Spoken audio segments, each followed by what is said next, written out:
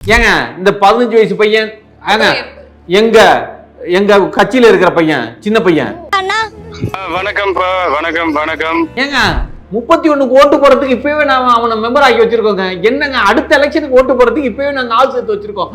அவன் வந்து நம்மால் நினைச்சிட்டோம் டிஎம்கே தில்லாலங்கடி வேலை எவ்வளவு பெரிய மூளை வேலை செய்யணும் புரியுதுங்களா? ஐயா மு.க. ஸ்டாலினுக்கு ஐடியா கொடுக்குறவங்களாம் இவனுக்கு ஐடியா கொடுத்துருக்கானுங்க. அவனா வருவான் தலைவரோட வீட்டுக்கு முன்னால கேட்ல நின்று பேசிட்டு அவனா வீடியோ எடுத்துட்டு போயிடுவான். இது எங்களுக்கு யாருக்குமே தெரியல. ஆனா இப்ப கண்டுபிடிச்சிட்டோம்ல எங்களோட தொலைநோக்கு பார்வையோட கட்சி வளர்ப்புங்க. அதுல வந்து இவன் கருப்பாடா உள்ளார பூந்துருக்காங்க. இந்த பையன் வந்து இந்த பையன் பேசிக்கா நம்ம பையன் தான். ஆனா நம்ம பையனை மாத்திட்டாங்க. அவன் வாங்கியிருக்க காரு வந்து சிகப்பு கருப்பு இருக்குது. அவன் டிஎம்கே காரங்கிறது அதுலயே தெரியுதா இல்லையா? நம்ம தலைவன் வந்து கருப்பு சிவப்பு சைக்கிள் ஓட்டினா டிஎம்கேன்னு நினைச்சு ஓட்டு போட்டானுங்களா? அப்ப இவனுங்கெல்லாம் முட்டாளுங்களா? குழந்தைங்களா? விளையாட்டுத்தனமா பண்ணிட்டானுங்களா? 17 வயசு பையனுங்களை வச்சு உன்னை கொலை பண்ணா ஒண்ணுமே பண்ண முடியாதுன்னு. ஆனா பாத்தீங்களா இப்ப ரயில்ல திருத்தணியில 17 வயசு பையனுங்க. ஆமா, அறிவு இல்லாத தன்மைக்காக தான் இவ்வளவு பிரச்சனையும் காரணம். இந்த சின்ன பையன் வரைக்கும் ஸ்கேம் பண்ணி ஏமாறுற அளவுக்கு நாட்டு மக்களும் இருக்கிறதுக்கு காரணம் என்ன? அறிவு இல்லாததான்.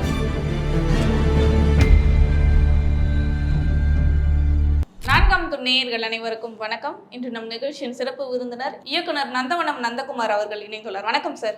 வணக்கம். Sorry sir, first of all என்ன சொல்லுங்க. தாவைக்காவை சார்ந்தவங்கள நாங்க தற்கூரி அப்படின்னு ஒரு தப்பான கண்ணோட்டத்துல பார்த்துட்டோம் சார். நாங்க தலைவர் தான் சொல்லிட்டால, நாங்களாம் ஆச்சரியக்குரியம்னு. ஆச்சரியமா பாருங்க. ஆச்சரியமா தான் சார் சத்தியமா பாக்குறேன். ஏன்னு மட்டும் கேளுங்களேன். ஏன்? ஏன்னா 15 வயசு சின்ன பையன் கிட்ட தாவைக்கா தொண்டர்கள் ஏமாந்து நிக்கிறாங்க. எதனால? ஸ்கேம்ல. புரியல, விளக்கமா சொல்லுங்க. என்ன ஸ்கேம்? ப்ரமோஷன்ல ஏமாந்து 15 வயசு பையன் ஏமாத்திருக்கான். யாரை ஏமாத்திருக்கான்னு பாத்தீங்கன்னா பெரும்பாலும் தாவைக்கா தொண்டர்கள், தாவைக்கா ஃபேன்ஸ். ஏங்க இந்த 15 வயசு பையன் எங்க எங்க கட்சியில இருக்கிற பையன் சின்ன பையன் உங்க கட்சியில வேற இருக்காளா? ஓட்டர் ஐடி இருக்கா? ஏங்க 31 ஓட்டு போறதுக்கு இப்பவே நான் அவனை மெம்பர் ஆக்கி வச்சிருக்கோங்க. என்னங்க அடுத்த எலெக்ஷனுக்கு ஓட்டு போறதுக்கு இப்பவே நாங்க ஆள் சேர்த்து வச்சிருக்கோம். சும்மா சாதாரண அவன் தான் இல்ல, அவன் ஏஜ்ல இருக்கிற அத்தனை பேரையும் நாங்க இப்பவே. நீங்க வந்து இந்த வருஷத்தோட எலெக்ஷனுக்கு மட்டும் பிளான் பண்ண கூடாதுங்க. அரசியல்ல வந்து தொலைநோக்கு பார்வை இருக்கணும். புரியுதுங்களா? நாங்க ஒவ்வொருத்தரையும் வாங்கடா வாங்கடா வாங்கடான்னு கூப்பிடுறது இல்ல. அவங்களா வந்தவங்க, அவங்களெல்லாம் விட்டுறக்கூடாது. வந்தவங்களை போங்கன்னு சொல்லி விட்டுறக்கூடாது. புரியுதுங்களா? அதெல்லாம் சாதாரண விஷயம் கிடையாது. அந்த மாதிரி ஒரு பையன் வந்து வந்தான். அவன் வந்து நம்மால் நினைச்சிட்டோம் டிஎம்கே ஆளு. இவனும் டிஎம்கே ஆளு. சீரியஸா? ஏமாத்துறவன் கொள்ளடிக்கிறவன், ஏமாத்துறவன் கொள்ளடிக்கிறவன், அடுத்தவன் காசுக்கு ஆசைப்படுறவன், இவன் எல்லாமே டிஎம்கே காரன் தான். அது மாதிரி இருப்பான். புரிஞ்சு போச்சு சார் உங்க கொள்கை என்னன்னு. என் கட்சியில நல்லவனா இருக்க வரைக்கும் மட்டும் நல்லவன் என் கட்சி அவன் எந்த கட்சியா இருந்தாலும் சரி என் கட்சி தான், அதனால தான் அப்படி இருக்கான், என் ஃபேனா இருப்பான் அப்படின்னு சொல்லுவீங்க. அதுவே ஒரு தப்பு பண்ணிட்டான் அப்படின்னா என் கட்சியில எதிர்கட்சி அப்படின்றீங்க. அப்படியே பிளேட்டை மாத்திடுவீங்க. இது என்ன கதை உங்களோட அந்த தாட்? இது நாங்க பிளான். ஏங்க எத்தனையோ பேர் இருக்கானுங்களே, ஒரே ஒருத்தன் தானே. அப்ப யார் அவன்? அதுவும் ஒரு விஷயங்க, ஒரு சின்ன பையன் 15 வயசு பையன் செய்ய வேண்டிய வேலை அங்க அது தில்லாலங்கடி வேலை எவ்வளவு பெரிய மூளை வேலை செய்யணும் புரியுதுங்களா? ஐயா மு.க. ஸ்டாலினுக்கு ஐடியா கொடுக்குறவங்களாம் இவனுக்கு ஐடியா கொடுத்துருக்கானுங்க. அவ்வளவு பெரிய சதி வேலைகள் உள்ளார் நடந்திருக்குது. செஞ்சிருக்கிறது ஓகே, அவங்கிட்டயும் போய் ஏமாந்துருக்காங்களே, அவங்கள என்ன சொல்லலாம்? ஏமாறல. தயவு செஞ்சு நல்லா புரிஞ்சுக்குங்க. ஏமாறுறது வேற, நம்புறது வேற. நாங்க நம்பணும், புரியுதுங்களா? ஒருத்தர் நம்பணும், அங்க ஏமாறல. புரியுதுங்களா? நம்பணும். ஓகே டன் விடு, உன் புத்தி அவ்வளவுதான் அப்படின்னு நாங்க கோத்ரூ பண்ணிட்டு போயிட்டு இருக்கோம்.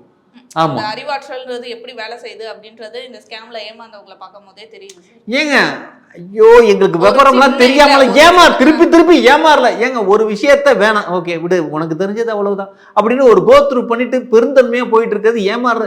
இதுக்கும் என்ன ஏமாறது இல்ல சார், வளர்த்து விடுறீங்க. இந்த மாதிரி ஸ்கேமர்ஸை வந்து நீங்க வளர்த்து விடுறீங்க. அடுத்த தலைமுறைக்கு வந்து இது வந்து கொண்டு போறீங்க நீங்க. இந்த ஸ்கேமர்ஸ் எல்லாம் யார் கண்டுபிடிச்சா? நாங்க தான் கண்டுபிடிச்சோம். ஊர்ல இருக்கிறவங்க கண்டுபிடிச்சோம். நானா? அப்ப நீங்களே ஒத்துக்கிட்டீங்களே நாங்க தான் கண்டுபிடிச்சோம், நாங்க தான் இந்த மாதிரி பண்ணோம்னு. யாரு செஞ்சாங்கறத வரைக்கும் கண்டுபிடிச்சிட்டோம்ல. இது மாதிரி இனிமேல் நடக்காம பார்ப்போம்ல. டிஎம்கே காரனால உள்ளார வந்து அவன் இது பண்ணிருக்காங்க. அவனா வருவான் தலைவரோட வீட்டுக்கு முன்னால கேட்ல நின்று பேசிட்டு அவனா வீடியோ எடுத்துட்டு போயிடுவான். இது எங்களுக்கு யாருக்குமே தெரியல. ஆனா இப்ப கண்டுபிடிச்சிட்டோம்ல. இனிமேல் அந்த மாதிரி எவனாவது இனிமேல் வீடியோ எடுக்க முடியும்? திமுக இருக்க மாதிரிலாம் தெரியல. அவன் தளபதி விஜய் எந்த மாநாடு நடந்தாலும் எந்த கூட்டம் நடந்தாலும் அங்க போய் நிக்கிறான். அப்புறம் மலேசியா ஆடியோ லான்ச் போயிருக்கான். அதாவது அவன் வந்து ஈஸியா யார் ஏமாத்தலாம் அப்படின்னு வந்து கணக்கு போட்டிருக்கான். அப்ப பார்க்கும்போது ஈஸியா ஏமாறுறாள் இந்த தாவேக்காவில் விஜய் ஃபேன்ஸ். அப்ப அவங்கள நம்ம டார்கெட் பண்ணுவோம், அவங்கள டார்கெட் பண்ணா நம்ம வந்து செட்டில். இல்லங்க நீங்க வந்து எவ்வளவு வெஞ்சன்ஸா வச்சு பேசிட்டு இருக்கீங்கன்னு உங்களுக்கு தெரியல தெரியலையா? வெஞ்சன்ஸ்லாம் கிடையாது சார். நீங்க சொல்றதுக்கு நான் பதிலா நீங்க என்ன தெரியுமா சொல்றீங்க? நான் வந்து சொல்றேன் மு.க. ஸ்டாலின் ஐயாவோட டிராவலில் இவ்வளோ சதி தேவை நடந்திருக்குன்னு சொல்கிறேன். ஆனால் அதெல்லாம் விட்டுட்டு ஏதோ எங்கள் தலைவர் அந்த பையனை ரெடி பண்ணி எல்லாத்தையும் காசு வாங்கி கொடுறான்னு சொல்லி இது மாதிரியே பேசிகிட்டு இருக்கீங்க. எங்கள் தலைவர் காசு வாங்கி கொடுக்க சொன்னாரா? உங்கள் தலைவர் சொல்லலை, உங்கள் கட்சி பேரை வச்சுட்டு அந்த துண்டை வச்சுட்டு அவன் அந்த செயல்களை பண்ணுறான். அப்போ வந்து உங்கள் கட்சி தலைவர் அவனை கண்டிச்சிருக்கணும். இந்த மாதிரி வந்து சின்ன பசங்களாம் இந்த கட்சியில் கட்சி பற்றி பேசாதீங்க, அரசியல் பற்றி பேசாதீங்க அப்படின்னு. ஏங்க எந்த கட்சியிலும் இல்லாத ஒரு குழந்தைகள் அணி சிறுவர் அணின்னு எங்கள் கட்சியில் இருக்குது தெரியுங்களா? நான் தான் முன்னாடியே சொல்லிட்டேன், எங்களோட தொலைநோக்கு பார்வையோட கட்சி வளர்ப்புங்க. அதில் வந்து இவன் கருப்பாடா உள்ளார பூந்துருக்காங்க. இந்த பையன் வந்து இந்த பையன் பேசிக்கா நம்ம பையன்தான். ஆனால் நம்ம பையனை மாற்றிட்டாங்க, புரியுதுங்களா?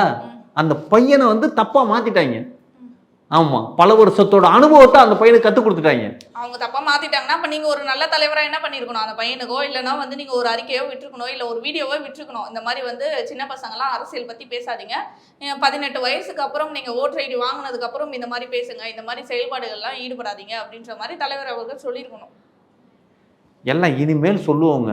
நாங்கள் இனிமேல்லாம் வந்து ஒரு விஷயம் நல்லா தெரிஞ்சுக்குங்க, எல்லார்கிட்டையும் ஐடியா கேட்டு பண்ணுற அளவுக்கு நாங்கள் வந்து அறிவு இல்லாதவங்க கிடையாது, புரியுதுங்களா? நீங்கள் சொல்கிறீங்க, அவங்க சொல்கிறாங்கன்னு. எங்கள் புசி ஐயா எல்லாம் திட்டமிட்டு சரியாக பண்ணிகிட்டு இருக்காரு. அவனை என்ன பண்ணணும் ஏது பண்ணுங்கலாம் எல்லாம் அவங்க பேரண்ட்ஸ் எல்லாம் பேசியாச்சு, புரியுதுங்களா? அந்த பேரண்ட்ஸ் வந்து அவங்க ஒத்துக்கிட்டாங்க. ஆமாம், ஏன்னா வந்து நீங்கள் நல்லா பாருங்களேன், அவன் வாங்கியிருக்க காரு வந்து சிகப்பு கருப்பு இருக்குது. அவன் டிஎம்கே காரங்கிறது அதுலேயே தெரியுதா இல்லையா?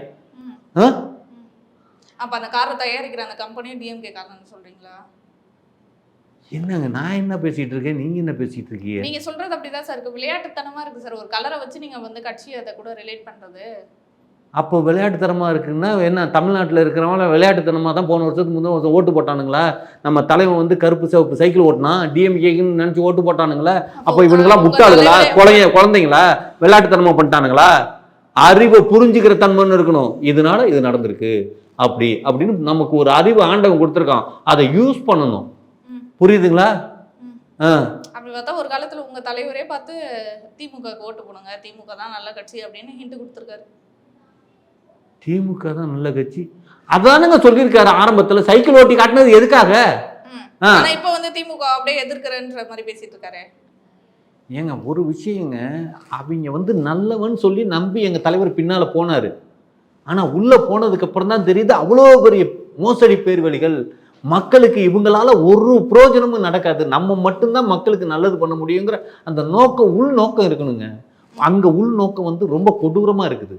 சரி, அப்ப இந்த மாதிரி சின்ன வயசுல இந்த மாதிரி செயல்களில் ஈடுபடுறவங்கள திருத்தறதுக்கான என்ன வழிமுறைகள் நீங்க வந்து பண்ணிருக்கீங்க, எடுத்திருக்கீங்க? ஏங்க சீர்திருத்த பள்ளின்னு ஒண்ணு இருக்குல்ல, அதை வச்சிருக்கோம்ல. இது மாதிரி தப்பு செய்யறவங்களாம் அங்க கொண்டு போய் வச்சு நீங்க திருத்துங்களா, இந்த மாதிரி தப்பு பண்ணக்கூடாதுன்னு அறிவுரை சொல்லுங்க. ஏங்க ஐயோ, அடிக்க வேண்டிய பிள்ளைய அடிச்சு வளர்க்கணுங்க. நல்லா ஒன்று தெரிஞ்சுங்க, இன்னைக்கு வந்து கல்வியில இருக்கிற எல்லா பிள்ளைங்களும் கூமுட்டையா இருந்து படிக்காம வாத்தியாரே திருப்பி அடிக்கிறதுக்கு காரணம் என்ன தெரியுமா? 5ல் அடிச்சு வளர்க்காம விட்டதுனாலதான் இன்னைக்கு வரைக்கும் இப்படி இருக்குது. வாத்தியாரே திருப்பி அடிக்கிற அளவுக்கு இருக்காங்க, புரியுதுங்களா? அடிக்க வேண்டிய வயசுல அடிக்கணும். எங்க தலைவர் வந்து சும்மா தான் இந்த கத்தி படத்துல டைலாக் சொன்னாரு, 17 வயசு பையனுங்களை வச்சு உன்னைய கொலை பண்ணா ஒண்ணுமே பண்ண முடியாதுன்னு. ஆனா பாத்தீங்களா இப்ப ரயில்ல திருத்தணியில 17 வயசு பையனுங்க ஒரு தலைவன் டைலாக்கா பேசுனதுக்கே அவங்க டிராவல் பண்ணிட்டாங்க. படம் வேற வாழ்க்கை வேறன்னு எடுத்துக்க மாட்டேங்கிறான். அந்த புரிதல் இல்லாத கல்வியை இந்த சமுதாயம் ஏற்படுத்தி வச்சிருக்கு. நாங்க ஆட்சிக்கு வந்து சமுதாயம் இல்ல, விஜய் அவர்கள் ஏற்படுத்தி வச்சிருக்காரு. நீங்க தானே சொல்றீங்க அப்ப என் தலைவன் டைலாக்கா பேசுனது இங்க நிஜமா நடந்துட்டு இருக்கு. அப்ப டைலாக் ஏங்க டைலாக்கா பாக்கணும்ல?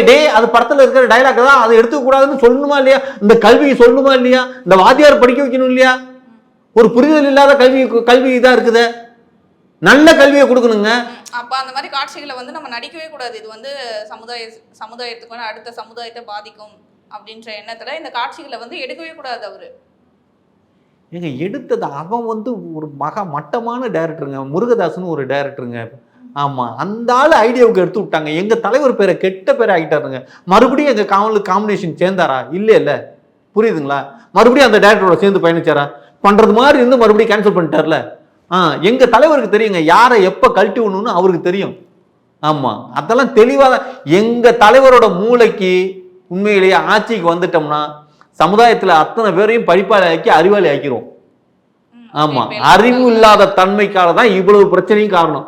இந்த சின்ன பையன் வரைக்கும் ஸ்கேம் பண்ணி ஏமாறுற அளவுக்கு நாட்டு மக்களும் இருக்கிறதுக்கு காரணம் என்ன? அறிவு இல்லாததுதான். அறிவாளியா இருக்கணும்னா கல்வி முறையை மாற்றணும், கல்வி திட்டத்தை மாற்றணும். அதெல்லாம் எங்க தலைவனான மட்டும்தான் செய்ய முடியும். உங்க தலைவன் வந்து அதெல்லாம் மாத்துவார சொல்றீங்க? ஆமா, வேற யார் மாத்துவா? மாத்தின லட்சணத்தை தான் இப்ப பாக்குறோமே. பாப்போம் உங்க தலைவர் என்ன மாத்துறாரு அப்படின்றது 2026 தேர்தலுக்கு அப்புறம் தெரியும் சார். என்ன தேர்தலுக்கு அப்புறம் எங்க தலைவன் ஜெயிக்க மாட்டாருங்கிறீங்களா? ஜெயிக்க மாட்டாரு இல்ல, 2026க்கு அப்புறம் தானே, அந்த தேர்தல் வந்த அப்புறம் தானே தெரியும் இவர் ஜெயிக்கிறாரா தோக்குறாரா அப்படின்றது. அப்புறம் வந்து மாத்துறாரா இல்லையா அப்படிதான் இருக்கா அப்படின்றது அப்பதான் தெரியும். இப்ப எதுவும் நம்மளால கணிக்க முடியாது. ஒரு விஷயங்க, மக்கள் மனசாட்சியோட நடந்துக்கணும். யார் வந்தா மாற்றம் நடக்குன்னு. இத்தனை ஆண்டு காலமா இந்த ஆட்சியெல்லாம் நடந்துட்டு இருக்கு, ஏதாவது ஒரு மாற்றம் நடந்துதா? பழைய பஸ்லயே போயிட்டு இருக்கோம். உங்களுக்கு பஸ் டிராவல்லாம் பண்ணியிருக்கீங்களா? பஸ்ஸில் ஏறி உட்காந்து பின்னால் செஞ்சால் ஆணி குத்தும். லாங் ட்ராவல் பஸ்லாம் போயிருக்கீங்களா? மூட்டை பூச்சி கிடைக்கும். இதெல்லாம் யார் வேலை? மு.க. ஸ்டாலின் வேலை. ஆனால் சொன்னால் ஒத்துக்க மாட்டீங்க. அதே மாதிரி இந்த பையன் இன்னைக்கு இந்த ஸ்கேம் பண்ணியிருக்கானா யாருக்கு வேலை? எல்லாம் மு.க. ஸ்டாலினோட வேலை. முதல்ல அதை நல்லா புரிஞ்சுக்கங்க. நான் பல தடவை சொல்கிறேன், இதெல்லாம் ஒரு அரசியலில் வந்ததுனால இதெல்லாம் தெரியுது மக்களுக்கு. அரசியலில் வராமல் இருந்தால் இதெல்லாம் தெரியுமா? என் தலைவன் அரசியலுக்கு வந்ததுனால தான் இதெல்லாம் தெரியுதுங்க. என் தலைவன் வரலைன்னா ஏதாவது தெரிஞ்சிருக்கா? மூடி மறைச்சி வாழ்ந்துட்டு இருந்தாங்க. மக்கள் எப்படி இருக்காங்கன்னு ஏதாவது எவனாவது காட்ட முடிஞ்சுதா? என் தலைவன் வந்ததுக்கப்புறம் தான் எல்லாரும் தெரியுது. என் தலைவன் மாதிரி என் தலைவன் தான் எல்லாத்தையும் சுட்டி காட்டுறது, எல்லாமே என் தலைவன் தான். என் தலைவன் மட்டும் அரசியலுக்கு வராமல் இருந்திருந்தா இந்த நாடு ரொம்ப நல்லா இருக்கு பிள்ளைக்கு, இந்த நாட்டில் இருக்கிறவங்களாம் எப்படியெல்லாம் இருக்காங்க அப்படின்னு. என்ன நீங்க உங்க தலைவர் என்ன பண்றாரு அப்படின்றது 2026க்கு அப்புறம் தெரியும் சார். பொறுத்திருந்து பார்ப்போம். நன்றி. நன்றி, வணக்கம்.